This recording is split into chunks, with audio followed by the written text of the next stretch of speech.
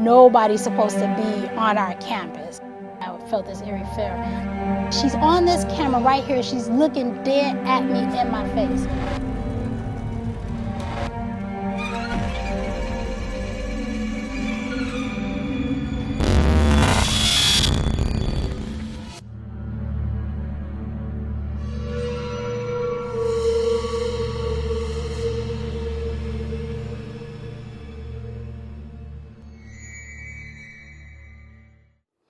Well, my name is Kim Johnson. I'm a police officer for the Honolulu Police Department. I've been in Hawaii for 4 years now. Police officer for 4 years.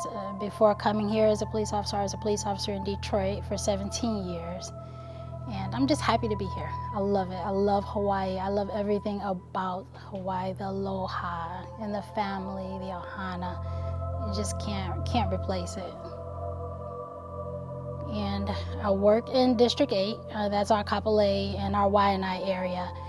And I kind of had a busy morning running around. We had cases after case after case, and I was exhausted. So instead of sitting in my car to type as I normally would, I decided to go inside the station and type at the front desk.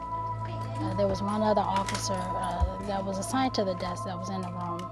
While I was sitting typing my report, I kind of felt this eerie feeling. It's hard to explain. It's as if somebody was watching me. And I would look around and couldn't, really figure out what was going on. So I just continued to type, trying to stay, focused to get these reports taken out.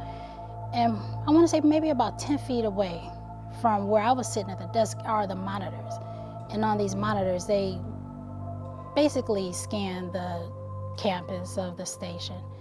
And so I'm sitting and I'm typing on the computer. I look up, and all of a sudden, I see this little girl looking at me from one of the monitors on the camera.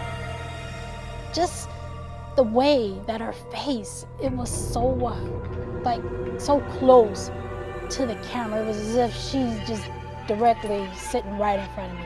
But she's beaming at me through these monitors. And I kind of jumped, to try to get a better look.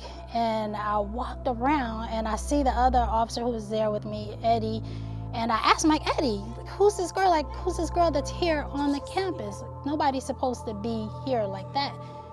And Eddie kind of looked, and I'm pointing to the monitors, and he says, no, I didn't see anybody. What girl? Come on, Eddie, you didn't see the girl that was right there. She was just right there looking dead at me. And he's like, I didn't see any girl. Then I point to exactly which monitor it was.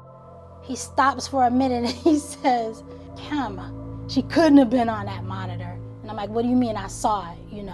She couldn't have been, because that monitor is up on the roof and it peers down onto the parking lot in the garage. So nobody could be on that camera because it's so far away. It didn't make sense to me, so and I watched on the monitors as Eddie tries to go outside to check. And I see Eddie down in the parking lot. And this is the same exact monitor that I just saw the little girl on. And I could tell just by the angle, something wasn't right. I had to get up myself. And I went outside and took a look around. And sure enough, I look up and this monitor that was exactly where Eddie, I was just watching him. It's on the roof. It just sent chills up my spine.